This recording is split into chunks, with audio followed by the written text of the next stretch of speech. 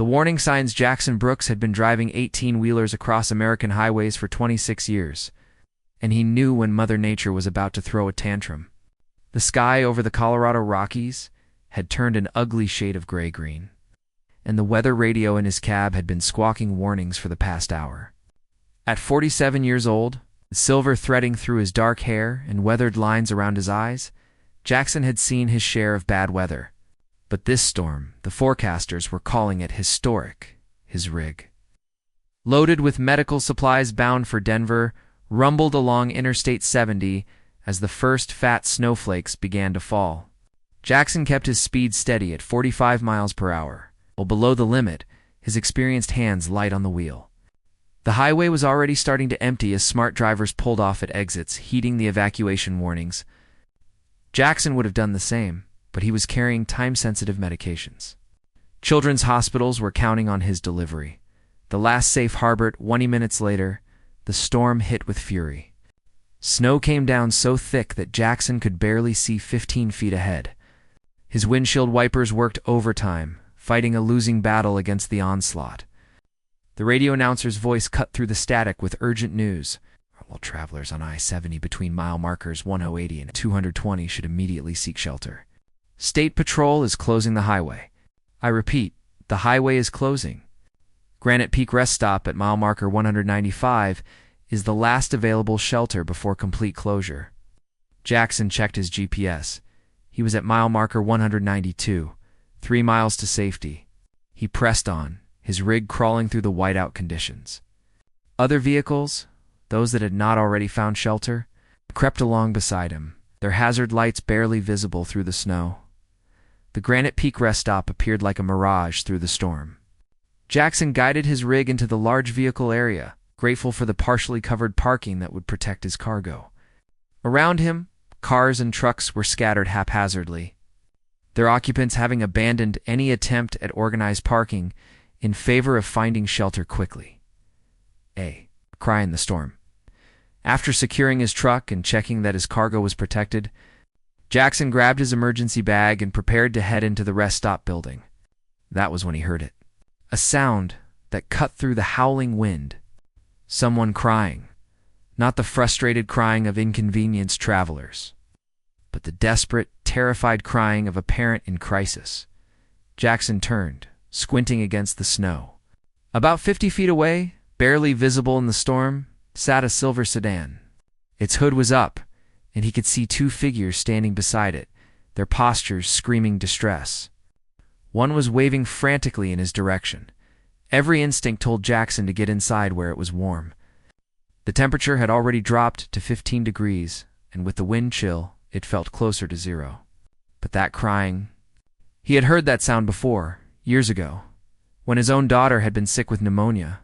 It was the sound of a parent watching their child suffer. Jackson pulled his heavy coat tighter and trudged through the deepening snow toward the sedan. The desperate family. The woman who had been waving nearly collapsed with relief when she saw him approaching. She was in her early 30s, with auburn hair plastered to her face by snow and tears. Her jacket was inadequate for this weather, and she was shaking violently. "Please," she gasped, her voice raw. "Please help us. Our car died. The battery. We have no heat. My son, he has asthma. He needs help." Jackson looked past her into the car. A man, presumably her husband, sat in the back seat, cradling a small boy. Even from outside, Jackson could hear the child's breathing, that terrible wheezing rattle that meant the airways were closing up. "How long has he been like this?" Jackson asked, already moving to open the back door. 20 minutes, the father replied, his face pale with fear. Maybe longer. His inhaler ran out this morning. We were trying to get to Denver to refill his prescription, but the storm came faster than predicted. The car overheated, then the battery died. We have no heat, and he's getting worse. Jackson had seen asthma attacks before. He had them himself, though his condition was well managed with medication. This child, this boy who could not have been more than 8 or 9 years old, was in serious trouble. His lips had a bluish tinge, and each breath was a struggle. "I'm Riley Monroe," the woman said, her words tumbling out fast. This is my husband, Wesley, and our son, Hayden. Please, do you have a phone that works? Ours have no signal. We need to call for help. Jackson pulled out his phone and checked. No signal. The storm must have taken out the cell towers. The rest stop building is just over there, Jackson said, pointing through the snow. We need to get him inside where it is warm. He can't walk, Wesley said. He doesn't have the breath for it. Without hesitation, Jackson reached in and scooped the boy into his arms. Hayden was light, too light for a child his age, his body racked with the effort of trying to breathe. His eyes, wide with fear, met Jackson's. You're going to be okay, buddy, Jackson said, trying to sound confident. We're going to get you help. Inside the storm shelter, the rest stop building was crowded with stranded travelers. Families huddled together, truck drivers gathered around vending machines, and a hurried-looking rest stop attendant was trying to answer everyone's questions at once. Jackson pushed through the crowd, still carrying Hayden, with Riley and Wesley close behind. Does anyone have asthma medication? Riley called out desperately. Please, my son is having an attack. Does anyone have an inhaler? Heads turned. People checked their bags, but one by one, they shook their heads. No one had what they needed. Jackson found a quiet corner and gently set Hayden down on a bench. The boy's breathing was worse now, each inhale a high-pitched wheeze. His small hands clutched at his throat. Hayden, honey, try to stay calm, Riley whispered, kneeling beside her son. Tears streamed down her face. Help is coming. Jackson knew the truth. In this storm, with the highway closed and cell towers down, help was not coming. Not in time. Wesley stood nearby, his hands clenched into fists, looking helpless. The desperation in his eyes was something Jackson recognized. It was the look of a father who would give anything, do anything, to save his child. Jackson's hand moved to his own emergency bag. Inside was his medication kit. He carried a backup inhaler, always had, ever since his first serious attack 10 years ago. It was his lifeline, his insurance policy.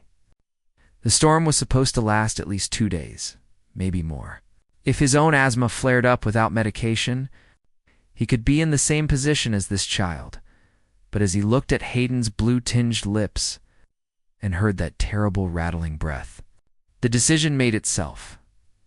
The impossible choice, Jackson unzipped his emergency bag and pulled out his medication kit. Inside were 2 things: his prescription inhaler, nearly full, and a nebulizer with 3 doses of albuterol solution. This was his safety net for the next 2 days, possibly longer. Riley saw what he was holding. Her eyes went wide. Do you have asthma medication? She whispered. I do, Jackson said quietly. Oh, thank God. Wesley breathed. Can we borrow your inhaler? Just for a few puffs. Just enough to help him breathe. Jackson looked at the inhaler in his hand. A few puffs would not be enough. Not for an attack this severe. Hayden needed multiple doses, needed the nebulizer treatment, needed everything Jackson had, and Jackson needed it too. His own asthma was triggered by cold air and stress. This storm provided both in abundance. Please, Riley said, and her voice broke. Please, sir. Just 1 dose. Just something to help him. Jackson knelt down beside Hayden. The boy's eyes found his, and in them, Jackson saw pure terror. This child thought he was dying. And without help, he might be right. What's your name, buddy? Jackson asked gently. Hayden, the boy managed to gasp out between wheezes. Hayden, I'm Jackson. I'm going to help you, okay? But I need you to do exactly what I say. Can you do that? The boy nodded weakly. Jackson looked up at Riley and Wesley. I have medication. Enough to get him through this attack and keep him stable for the next couple of days. But here's what you need to know. This is my medication. All I have. If I give it to him, I won't have anything for myself if my own asthma acts up.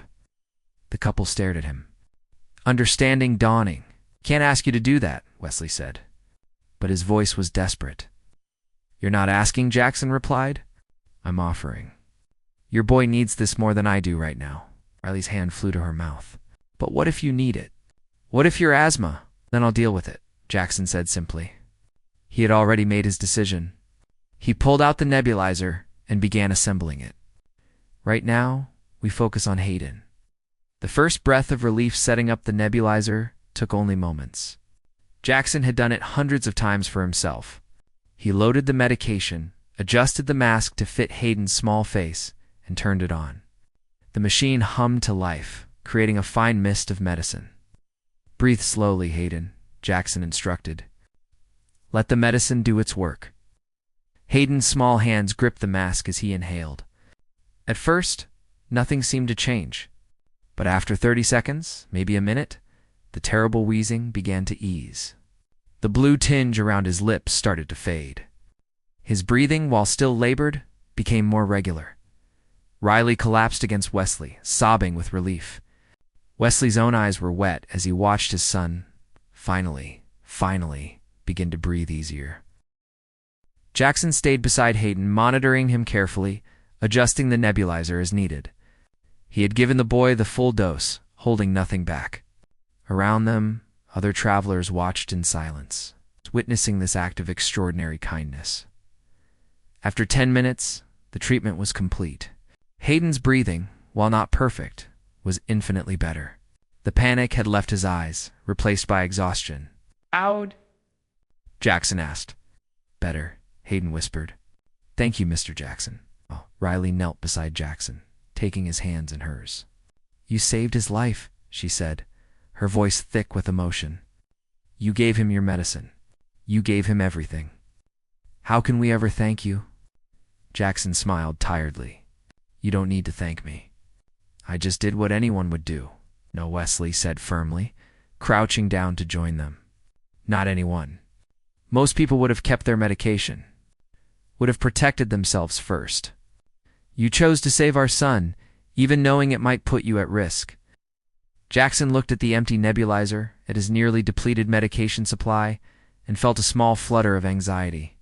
But when he looked at Hayden's face, saw the color returning to his cheeks, saw him breathing without that terrible struggle, the anxiety faded. He's just a kid, Jackson said simply. Kids come first. Outside, the storm raged on, the wind howling against the building. The lights flickered but stayed on. Around them, the rest stop had fallen quiet. Other travelers processing what they had just witnessed. Riley. Monroe looked at Jackson with an expression of profound gratitude and something else. Respect. Wonder. We don't even know. Your full name, she said. Jackson Brooks, he replied. I drive trucks for a living. Medical supplies, usually. Been doing it for 26 years. Well, Jackson Brooks, Wesley said, extending his hand.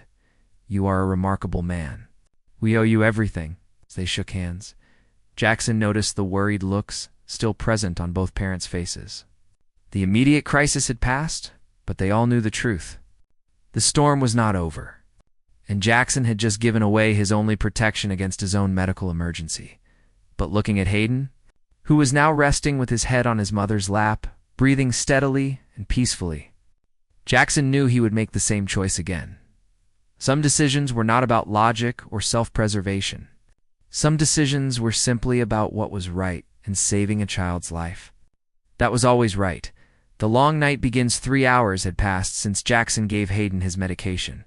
The boy was sleeping now, curled up on a makeshift bed of donated coats in the corner of the rest stop.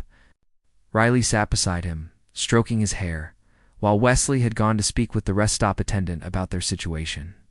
The storm outside had only intensified. Snow piled against the windows, and the wind made the building creak and groan. Jackson sat alone near the vending machines, sipping lukewarm coffee from a paper cup. His chest felt tight. Not dangerously so, not yet, but he recognized the warning signs. The cold air from each time the door opened, the stress of the situation, the worry about being trapped here for days without his medication, all of it was a recipe for an asthma attack. He took slow, measured breaths, trying to stay calm. Panic would only make things worse. Mr. Brooks. Jackson looked up to find a teenage girl standing before him. She looked about 16 with dark curly hair and nervous eyes. Behind her stood an older woman, Perhaps her grandmother, yes? Jackson replied. My name is Jade, the girl said. This is my grandmother, Patricia. We saw what you did for that little boy. That was incredibly brave. Just did what needed doing, Jackson said with a slight smile. Patricia stepped forward, her weathered face kind but concerned. Young man, I could not help but overhear. You gave that child all your medication. Do you have asthma yourself? Jackson hesitated, then nodded. I manage it pretty well, usually. I'll be fine. The older woman's eyes narrowed. You are a terrible liar. I have been a nurse for 42 years, retired now, but I know the signs. You are already struggling, are you not? Jackson looked away. A little, but nothing I cannot handle. There are 73 people trapped in this rest stop, Patricia said, sitting down beside him. I have been making rounds, checking on everyone. Do you know what I found? Not a single person with asthma medication to spare. I asked everyone. Jackson's heart sank a little, though he tried not to show it. He had hoped, perhaps foolishly, that someone might have extra medication. But it seemed fate had other plans. I'll be okay, he said again, but even to his own ears, the words sounded hollow. Jade knelt beside him. Is there anything we can do? Anything at all? Keep me distracted, Jackson said with a smile. Tell me about yourselves. Where were you headed when the storm hit? Sharing stories, building bonds. As the hours wore on, more people gravitated toward Jackson. Word had spread about what he had done, and travelers wanted to meet the man who had given everything to save a stranger's child. Jackson found himself surrounded by a diverse group. There was Jade and her grandmother Patricia, heading to Denver for Jade's college orientation. There was Roger Kim, a businessman from Seattle, stuck on his way to a conference. A young couple, Tiffany and Brandon Shaw, returning home from their honeymoon. An elderly man named Harold Green, visiting his daughter for the first time in 5 years. They shared stories. Food from the vending machines and warmth. The rest stop attendant, a kind woman named Beatrice, had managed to get extra blankets from a storage room. She distributed them freely, making sure everyone had some protection against the cold that seeped in through the aging building's walls. Wesley, Monroe joined the group, bringing with him several other stranded travelers. I wanted to introduce you all, he said. This is Jackson Brooks. He saved my son's life today. Murmurs of appreciation rippled through the new arrivals. Jackson, Wesley continued, these folks and I have been talking. We want to do something for you. You gave Hayden everything you had. We want to make sure you are taken care of too. That's not necessary, Jackson began, but Wesley held up a hand. I took up a collection, he said, pulling out a wad of cash. $470. It is not much, but maybe it can help you replace the medication when we get out of here. Jackson felt his throat tighten with emotion. I appreciate that, truly. But I cannot take your money. Why not? Asked Tiffany Shaw. You gave that boy your medicine. Let us give you something in return. Guess I did not do it for payment, Jackson said quietly. I did it because it was right. If you want to do something kind, donate that money to a children's hospital, or keep it for yourselves. But I do not need payment for doing what any decent person should do. The group fell silent, moved by his words. Roger Kim cleared his throat. You know, I have been in business for 30 years. I have met thousands of people, millionaires, CEOs, people with every advantage. But I have rarely met someone with as much character as you, Jackson. You are a good man. Hear, hear, Harold Green added, his voice rough with age and emotion. The crisis deepens. Midnight arrived, and the storm showed no signs of stopping. The power had flickered several times, and Beatrice warned everyone that if it went out completely, the backup generators would only last about 6 hours. Jackson's condition had worsened. His breathing was noticeably labored now, each breath requiring conscious effort. His chest felt like someone had wrapped steel bands around it, tightening slowly but steadily. He tried to hide it, but Patricia's trained eyes missed nothing. Jackson, you need to rest, she said firmly. Lie down and try to relax. Stress makes it worse. It lasted nearly 30 seconds, leaving him gasping. Riley Monroe, who had been watching from across the room, hurried over. Her face was pale with guilt. This is because of us, she whispered. You are sick because you saved Hayden. No, Jackson managed between breaths. I am sick because I have asthma. Would have happened eventually, storm or no storm. Do not blame yourself. But Riley was crying now.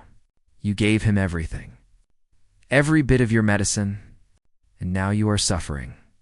This is not fair. Wesley joined them, his face grave. Is there anything we can do? Anything at all? Patricia spoke up. In hospital settings, we have ways to help. Oxygen, steroids, other medications. But here, we have nothing. The best we can do is keep him calm, keep him warm, and hope the storm breaks before his condition becomes critical. The word critical hung in the air like a threat. Jade, who had been listening quietly, suddenly stood up. Wait, my aunt lives about 10 miles from here. She has a pharmacy. She is a pharmacist, actually. If we could somehow contact her, maybe she could help. The phones do not work, Brandon Shaw pointed out. Cell towers are down. But the rest stop has a landline, Beatrice interjected. I tried it earlier, but could not get through. Maybe we could try again? Hope flickered in the group. Wesley immediately stood. Let me try. What is your aunt's number, Jade? For the next hour, Wesley and several others took turns trying to get through on the landline. The phone lines were damaged, crackling with static. But occasionally they would get brief moments of connectivity before the line died again. The community responds while they worked on the phone. The rest of the stranded travelers had organized themselves into a support system. Someone had found old cardboard boxes in a storage area, and people were using them to block drafts around windows and doors. Others pooled their food, creating a communal supply so everyone could eat. Harold Green, despite his age, had taken charge of rationing the vending machine supplies. We do not know how long we will be here, he announced. We need to make sure everyone has enough. Nobody goes hungry on my watch. Tiffany Shaw, it turned out, had been a yoga instructor before her wedding.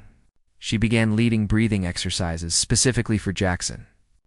These techniques can help, she explained. They will not replace medication, but they might make it easier. Jackson participated, grateful for any relief.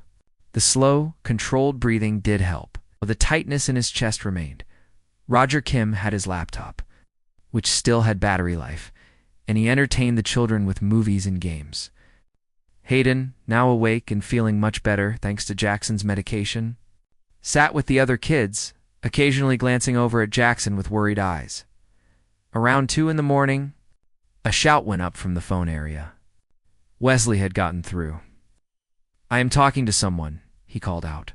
The connection is bad, but I have a dispatcher for the county emergency services. Everyone crowded around as Wesley explained the situation. Jackson tried to stand to join them, but a wave of dizziness forced him back down. Patricia immediately checked his pulse. Too fast, she murmured. Jackson, your body's working too hard to breathe.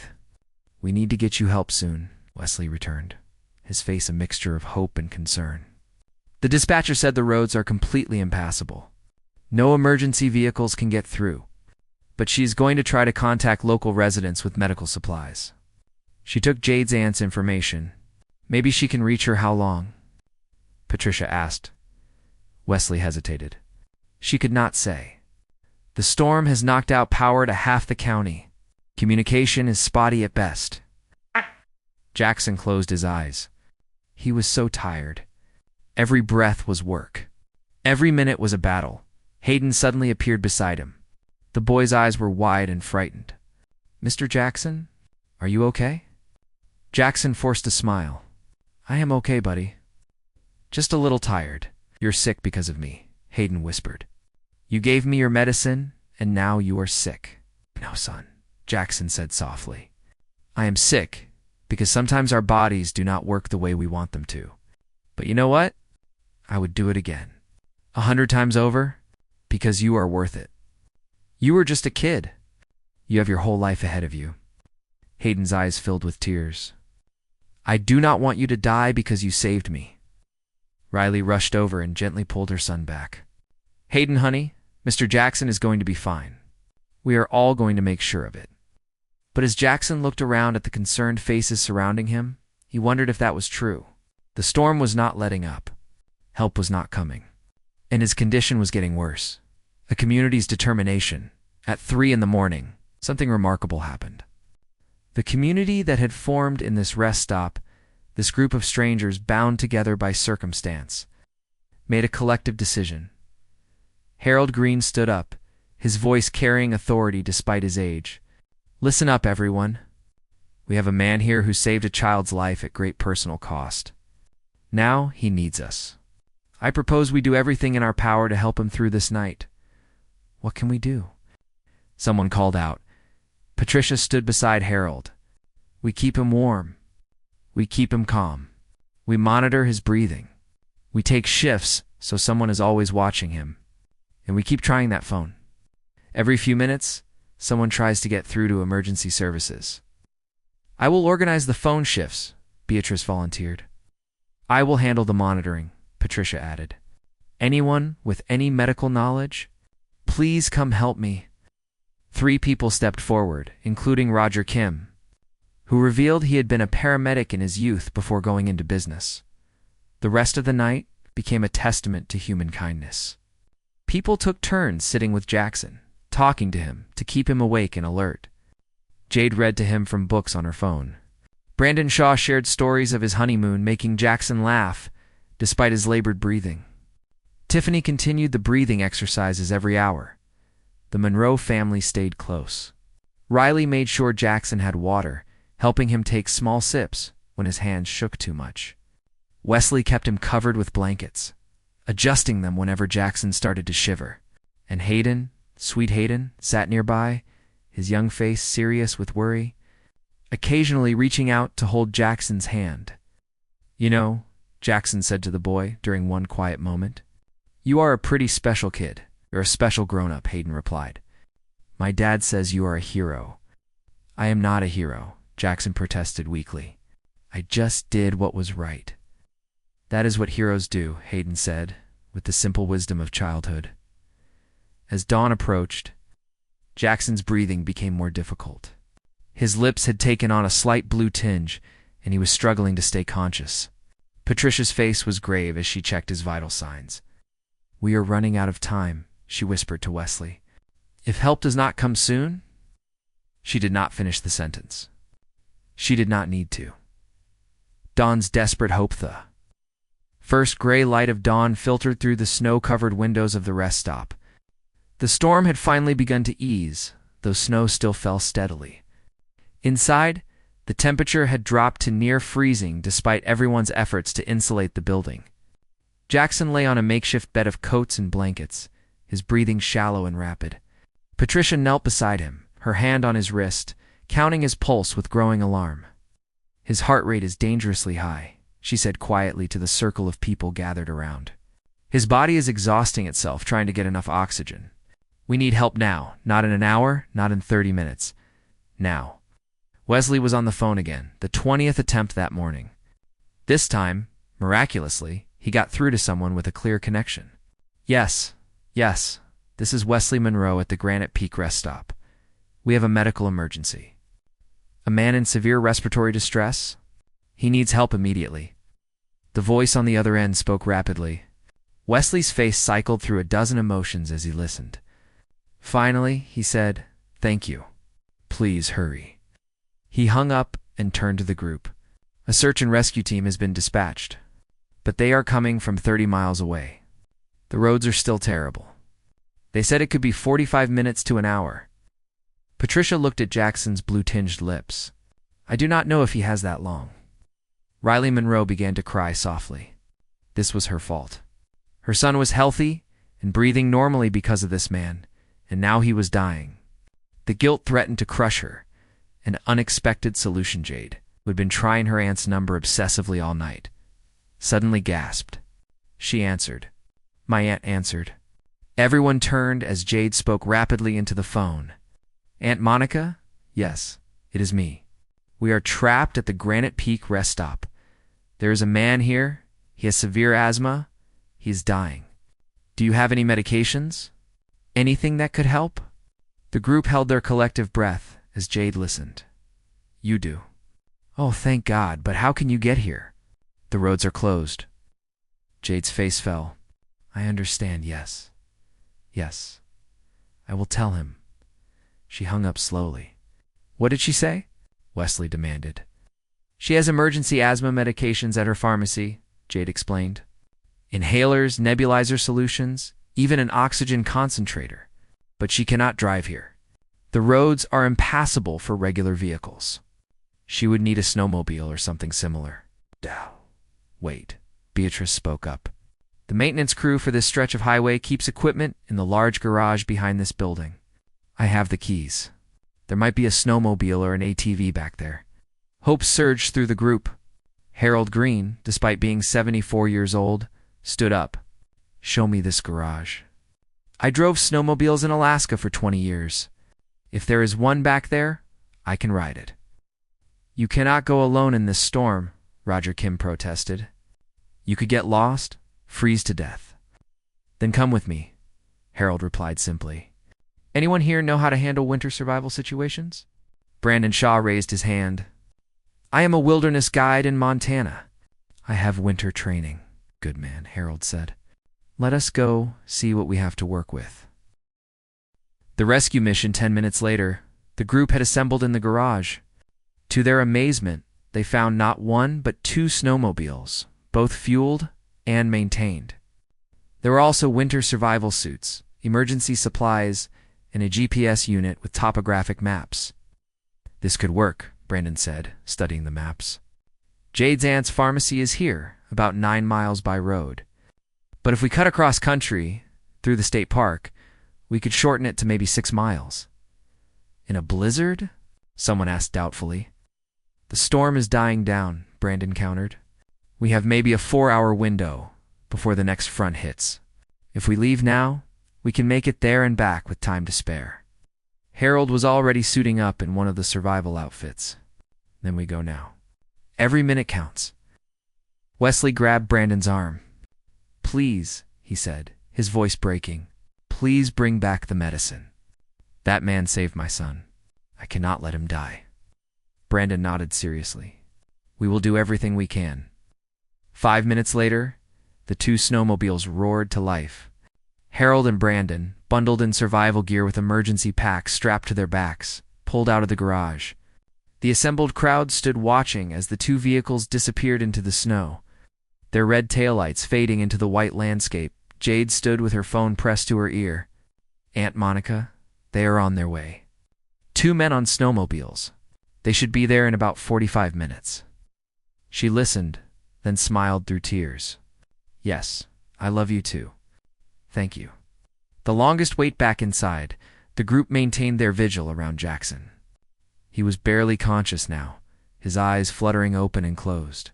Patricia had him positioned to make breathing as easy as possible, but there was only so much she could do without proper equipment. Hayden sat cross-legged beside Jackson's head. His small hand resting on the man's shoulder, the boy had refused to leave, insisting he needed to be there when Jackson woke up. Riley had stopped trying to pull him away. Maybe, she thought, her son understood something the adults did not. Maybe Jackson needed to know someone was there, someone who cared, someone whose life he had saved. Tell me about your truck, Hayden said softly, as if sensing Jackson needed to hear a voice. What does it look like? Jackson's eyes opened slightly. His lips moved, but only a whisper emerged. Big Red says Brooks Transport on the side. Is that your company? Hayden asked. My dad's. He started it. I kept it going. Do you have kids? The boy continued, his voice gentle. Jackson managed a small nod. Daughter. Grow now, teacher. Like your mom. Riley, overhearing this, felt fresh tears. This man had a daughter somewhere. A daughter who would be devastated if something happened to her father because he saved a stranger's child. What is her name? Hayden asked. Emma, Jackson breathed. That is a pretty name, Hayden said. I bet she is proud of you. Hope so, Jackson whispered. The minutes crawled by with agonizing slowness. Patricia monitored Jackson's vital signs, her expression growing grimmer. 20 minutes since Harold and Brandon left. 30 minutes. 40 minutes, at the 45-minute mark, Jade's phone rang. She grabbed it frantically. Aunt Monica. Did they make it? Everyone in the rest stop fell silent, straining to hear. Yes. Oh, thank God. Yes, they have it. All of it. They are leaving now? Okay. Thank you. Jade looked up at the crowd, her face radiant with relief. They made it. They have the medication. They are heading back now. A cheer went up from the assembled travelers. But Patricia held up a hand. They still need to get back here. In this weather, it could take an hour or more. And Jackson is fading fast. As if to emphasize her point, Jackson's breathing suddenly became even more labored. His chest heaved with each breath, and a rattling sound emerged from his lungs. Talk to him, Patricia instructed urgently. Everyone, talk to him. Do not let him slip away. He needs to stay conscious. He needs to fight. Fighting for life, the community responded immediately. People took turns speaking to Jackson, sharing stories, memories, anything to keep him engaged. Roger Kim told him about his first business venture, a hot dog stand in Seattle that failed spectacularly. I lost every penny I had, he said with a laugh. But I learned more from that failure than I ever learned from success. Tiffany Shaw described her wedding day, how it rained and ruined all their outdoor plans, but somehow made it more memorable.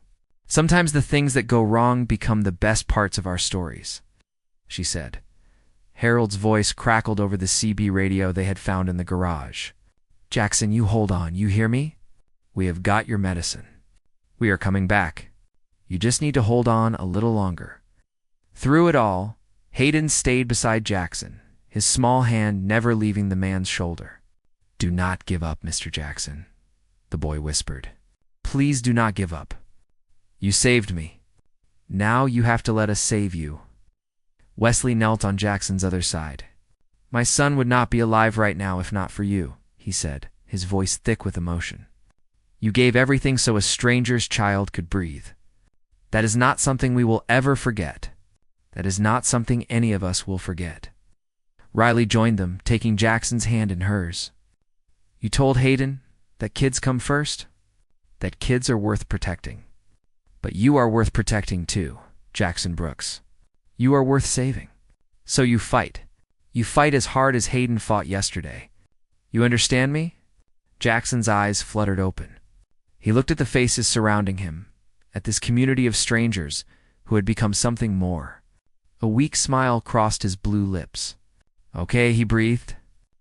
Okay, I will fight. The return 6 to 7 minutes after they left, the rumble of snowmobile engines echoed across the parking lot. The entire rest stop erupted into action. Beatrice threw open the doors. Cold air rushed in, but nobody cared. Harold and Brandon stumbled in, covered in snow and ice, but their faces triumphant. Brandon carried a large backpack, which he immediately brought to Patricia. We have got it all, he gasped, pulling out medical supplies. Inhalers, nebulizer with multiple doses, even a portable oxygen concentrator that your aunt insisted we take. Patricia's hands were already moving, setting up the oxygen concentrator with practiced efficiency. Roger, help me get this mask on him. Wesley held his head steady. Within seconds, oxygen was flowing. Then Patricia administered an emergency inhaler, multiple puffs directly into Jackson's mouth. Finally, she set up the nebulizer with a high-dose treatment. The effect was not immediate. But after 2 or 3 minutes, the blue tinge began to fade from Jackson's lips. His breathing, while still labored, became more regular. The terrible rattling diminished. After 10 minutes, Jackson's eyes opened fully. He looked around at the circle of faces, all watching him with hope and concern. Did I die? He asked hoarsely. Is this heaven? Laughter, relieved and joyous, filled the rest stop. Not heaven, Harold said, clapping him on the shoulder. Just a bunch of stubborn people who refuse to let you go. Tears streamed down Riley's face. You are going to be okay, she said. You are going to be okay. Hayden threw himself at Jackson, hugging him carefully. You stayed, the boy said. You did not give up.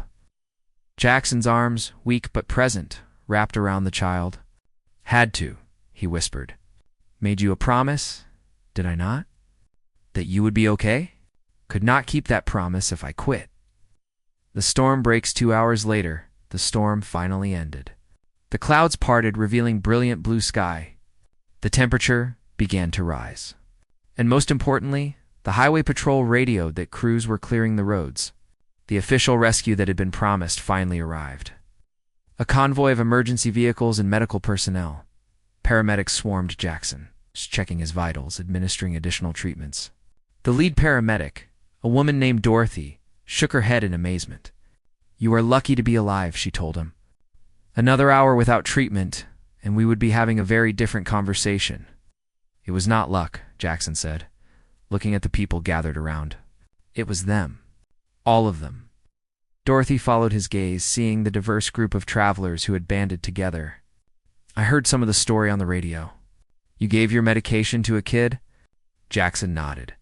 His name is Hayden. And then these people organized a rescue mission in a blizzard to save you? Apparently so. Dorothy smiled. That is quite a story. The news stations are going to love it. No news, Jackson said firmly. No cameras. I just want to go home. But Wesley had other ideas. As the paramedics prepared to transport Jackson to the hospital in Denver, Wesley approached with paperwork. Before you go, he said, I need you to know something. I am an architect. My firm designs community centers and public buildings. And I have decided that our next project will be a rest stop. A better one, safer one, with full medical facilities. And it is going to be named after you. Jackson tried to protest, but Wesley held up a hand. Not negotiable. You taught us all something important yesterday. You taught us that sometimes being human means putting someone else's life ahead of your own comfort. That is worth remembering. That is worth honoring. 6 months later, the day was warm and bright, a complete contrast to that frozen night 6 months ago. Jackson pulled his truck into the driveway of a beautiful suburban home in Denver. Before he could even turn off the engine, the front door burst open and Hayden came running out, his face split with an enormous grin.